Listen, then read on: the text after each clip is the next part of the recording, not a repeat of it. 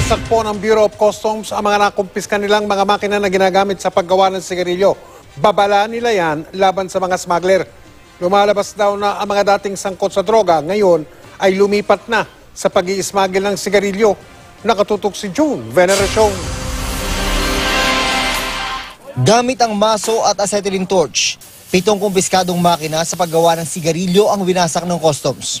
Warning daw ito sa mga cigarette smuggler. Nakumpiska ang mga iligal na makina sa operasyon ng customs mula Nobyembre hanggang Disyembre noong nakarang taon. We mean serious business no when it comes to ito mga fake cigarettes at saka smuggled goods. So the message we would like to deliver is watch out. Ang mga makinang ito kaya raw gumawa ng 12 million sticks ng sigarilyo kada araw. Ang mga peking sigarilyo sa mga probinsya ay binabagsak. At dahil peke, bagsak presyo rin ang bentahan.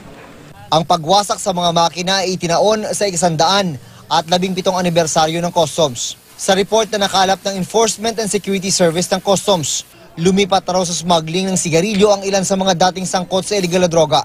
Hindi raw ito kasing high risk kung ikukumpara sa drug smuggling. Pero ang smuggling ng droga pa rin ang pangunahing binabantayan ng ahensya. Sa Customs kasi idinaan noon ang tunay toneladang shabu. May mga naharang, meron ding nakalusot. Biggest challenge is being able to detect itong mga illegal contraband even before reaching our shores. June Veneracion, Nakatutok, 24 Oras.